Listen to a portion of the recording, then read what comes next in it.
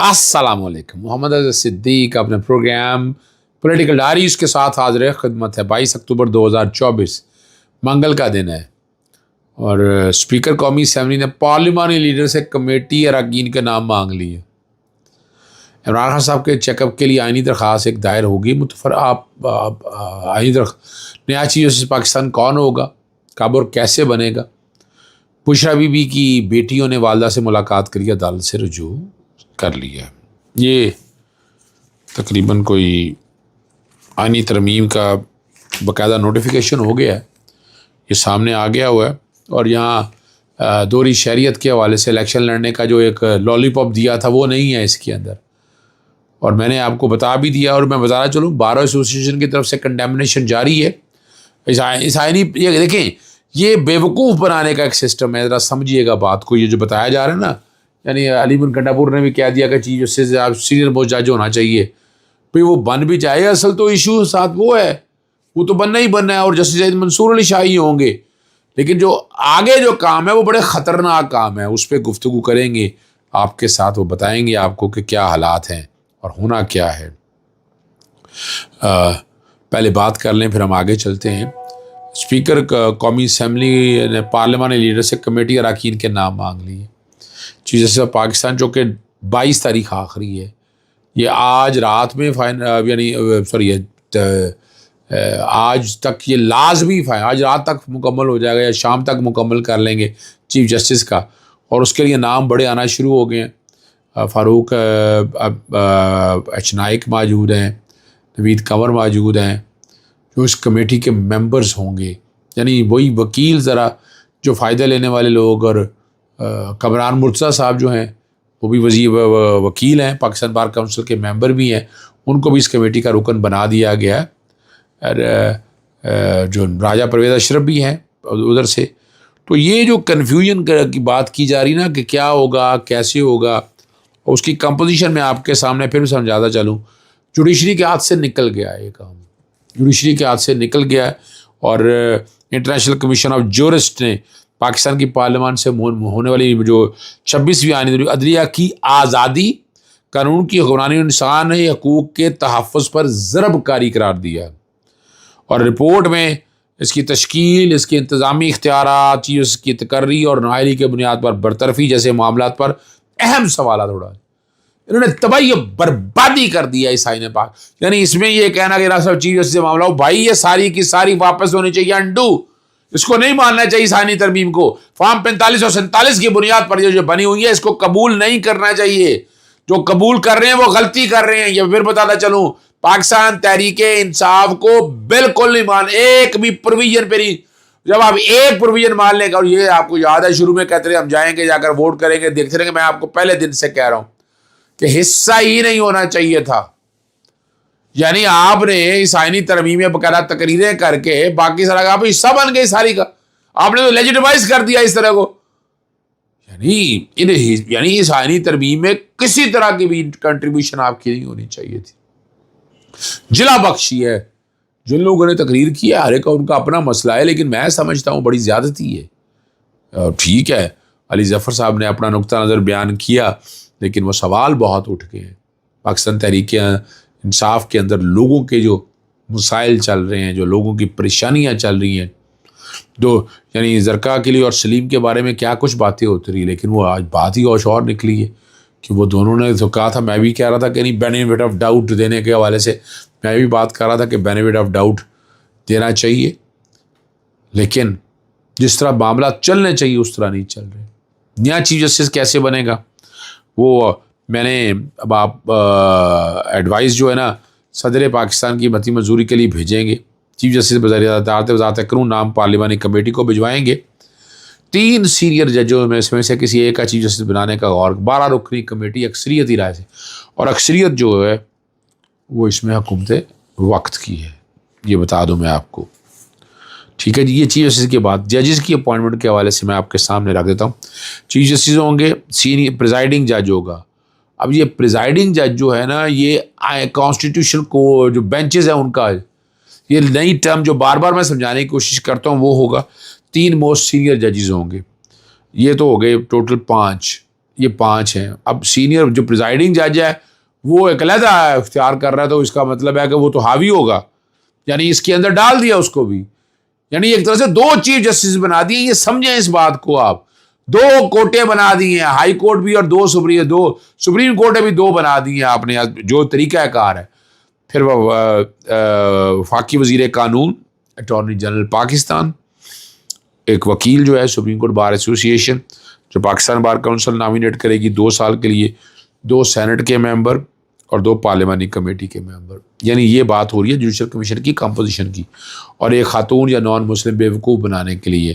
تو یہ ٹوٹل اگر آپ حساب لگا لیں 1 اور 1 2 اور 3 6 7 8 9 اور 4 13 اور 1 14 جو ججز تعینات کرنے والے تھے. 14 میں سے 4 ایک طرف ہوں گے تو 10 ایک طرف ہوں گے. تو ججز کی ساری تعیناتیاں جو ہے نا، اور یہ بھی مذاق ہو گیا، یعنی جن کے بارے میں کیسز جانے ہیں، حکومت وقت کے بارے میں جانا ہے، وہ ججز اپنی مرضی کے تعینات کرے گا. بند کر دے، اس سے بہتر تو اس نظام کو جو نظر آ رہا ہے. اور پھر چیف جسٹس کا جو لگانا ہے جو پارلیمانی کمیٹی کے حوالے سے اگلی بات ہے، وہ سب آرٹیکل 3 کے اندر ہے. 3 نام جو سینئر 3 ہوں گے وہ جائیں گے، اور اگر اس میں سے ایک ڈراپ ہو جائے تو پھر اس سے اگلا سینئر جج آ جائے گا. ٹھیک ہے جی، یہ چیف جسٹس کے حوالے سے تو بات ہوگی، لیکن جو پریزائڈنگ جج لگانا ہے اور اس کا طریقہ کار بھی پورا دیا ہوا ہے. ٹھیک ہے جی. اور یوں جو ہے، اور یہ پوری دنیا کی تاریخ میں پہلا ہے پاکستان، میرا جہاں تک خیال ہے، جس کسی نے بھی یہ تجربہ کیا ہے، تجربہ دیا ہے، وہ وہاں دیکھیں گے. ٹھیک ہے نا جی. اور آپ یہاں سمجھ سکتے ہیں کہ کیا ہونا ہے.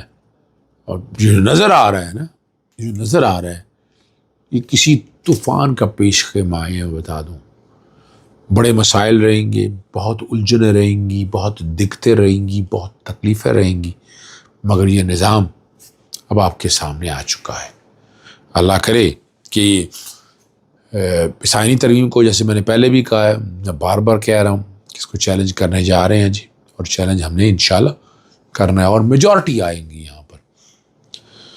اور اسپیکر کا الیکشن کمیشن کو خط آ گیا آئینی ترمیم پر ووٹ نہ دینے پر عادل بادزئی کو ڈی سیٹ کرنے کا مطالبہ کر دیا. ہم بتا دوں گا ایک ہی دن میں. اور اسپیکر ایاز صادق نے الیکشن کمیشن کو ایک اور خط لکھ دیا ہے. انہوں نے کہا اس کی نااہل کر کے نشست خالی قرار دی جائے. اور بھیجنے والا بھی کون ہے؟ نواز شریف، جو بڑی جمہوری باتیں کر رہے تھے. اب تو ڈکٹیٹر سے برا دور آ گیا. میرے ساتھ ایاز امیر صاحب موجود تھے، بڑی زبردست گفتگو رہی. انہوں نے بھی کہا ہے کہ ہم نے نہیں یہ دیکھا، ایسا دور ہم نے نہیں دیکھا. جنرل ضیاء الحق کا دور بھی ایسا نہیں تھا، مشرف کا بھی تھا. لیکن اب تو ضرورت ہی نہیں کسی مارشل لا وغیرہ کی. لوگ بڑا کہتے رہے مارشل لا، میں آپ پہلے بھی کہتے رہا کوئی مارشل لا نہیں لگنا، کوئی مارشل لا نہیں لگنا. یہ سارا جو حالات ہیں آپ کے سامنے آ جانے ہیں. اور میں اب آرٹیکل 63 کی اگر ایک لینگویج پڑھ لیں آپ، تو آئینی ترمیم کے حوالے سے جو بات ہے، یہ بڑا معاملہ آئے گا.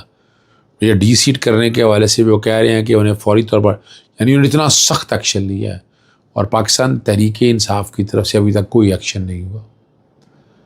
انہیں جن لوگوں نے ووٹ ڈالا ہے انہیں ڈی سیٹ کرنا چاہیے. ووٹ تو کاؤنٹ ہو گیا، لیکن ڈی سیٹ کرنے کے لیے تو آگے جیسے عادل بھائی زئی میں گئے ہیں، باقی کیوں نہیں جاتے؟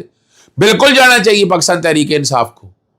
جنہوں نے بے ایمانی کی ہے، جنہوں نے امانت میں خیانت کی ہے، ان کو ڈی سیٹ کرنے اور اٹھا کر باہر پھینکنا چاہیے. لوگ تو کہتے ہیں بڑا پیسہ بنا لیا ہے. لوگ تو یہ بھی باتیں کر رہے ہیں کہ جو سیاسی جماعتوں کے اندر بھی پیسہ بنایا ہے، بہت پیسہ چلا ہے اس سارے کام کے لیے. پیسہ تو کھلا ہے نا جی ہماری سیاسی جماعتوں کے پاس. تو وہ انہیں کیا فرق پڑتا ہے کہ کیا اپن کئی کاروباری شخصیات کے نام پر دے رہے ہیں. مجھے بتایا اور میرے رونگٹے کھڑے ہو گئے کہ جب اس وقت کو ڈیل ہوئی، جب آپریشن رجیم چینج ہوا ہے اس وقت ڈیل ہوئی. پھر ابھی جب ووٹنگ ہوئی ہے، ان ووٹنگ میں ڈیل کہاں سے ہوئی، پیسہ کہاں سے گیا. یعنی میں تو پریشان ہو گیا سن کے یہ سارا کچھ. میں اس لیے ذکر نہیں کر رہا. سم ادر ٹائم جب کوئی بات ہوگی تو پھر انشاءاللہ کریں گے کہ کیا ہو سکتا ہے. اور عمران خان صاحب کو ملنے نہیں دیا جا رہا، اس کا طریقہ کار ذاتی معالجین سے میں نے آپ کو پہلے بھی بتایا تھا، اور اس کی سماعت آج جسٹس میاں گل حسن اورنگزیب کریں گے، اور 23 اکتوبر کا کہا ہے کہ ان کے معالجین سے ملاقات کروائی جائے اور ہر 2 ہفتے بعد میڈیکل چیک اپ کیا جائے. یہ بھی ساتھ اسی درخواست کے اندر کہہ دیے. یعنی یہ بھی ایک عجیب انوکھا نظام ہے کہ جب پابندی لگا دی، ہماری عدالتیں بھی خاموش ہیں. عدالتوں کو خاموش رہنا چاہیے. بنیادی حقوق کی خلاف ورزی ہو رہی ہے، زیادتی ہو رہی ہے سارے پروسیس کے اندر، لیکن یہ سارا جو کچھ ہو رہا ہے آپ برداشت کر رہے ہیں، ہم برداشت کر رہے ہیں. سینٹرل جج جو ہے نا شاہ ارجمند نے کل جواب طلب کر لیا ہے، اور اس درخواست میں جو موقف اختیار کیا گیا، بیٹیوں کی اپنی والدہ جو ہیں بشرا بی بی سے 3 ہفتوں سے ملاقات نہیں ہوئی. بشرا بی بی ناحق قید ہیں اور ان کو بنیادی حقوق سے محروم رکھا جا رہا ہے. فیملی کا ہر حق ہوتا ہے کہ وہ ہر ہفتے قیدی سے ملاقات کریں. یہ بین الاقوامی قوانین بھی خلاف ورزی، اور جیل جو پریزن ایکٹ ہے، پریزن رولز ہیں، اور اس پہ universal declaration of human right, ICCPR، Nelson Mandela rules, یہ سارے ہو رہے ہیں. میں کوشش کر رہا ہوں کہ کسی وقت ہم بھی تھک جاتے ہیں کہ کتنی کا آواز اور اٹھائیں، کتنی کی لڑائی لڑیں، اور کب تک لڑائی لڑتے رہیں. جبھی آپ کا نظام ہی اپنا، یعنی نہ قوم اٹھ پا رہی ہے، نہ ہمارے سیاسی جماعتیں اپنا ایجنڈا لے کر چل رہی ہیں، اور سیاسی ایجنڈے اپنے طریقے سے معاملات کو لے کر چل رہی ہیں. اللہ کرے شاید ان کے دل میں اتر جائے بات، لیکن مشکل ہے. امید کی ایک کرن یاد رکھیے گا، وہ سڑکوں پہ آنا ہے. آج بھی سڑکوں، میں بڑے عرصے سے کہہ رہا ہوں، سڑکوں پہ جب تک نہیں آتے، وکلا نہیں باہر نکلتے، اور وکلا نکلنے کے لیے باہر تیار ہیں. نیشنل کوآرڈینیشن کمیٹی تشکیل دے دی گئی ہے، بالکل 2007 کی طرح جب وکلا موومنٹ شروع ہوئی تھی. اب اسی طرز کے اوپر بہت بڑی تحریک شروع ہونے جا رہی ہے. اجازت چاہتا ہوں. السلام علیکم. اللہ حافظ. پاکستان زندہ باد.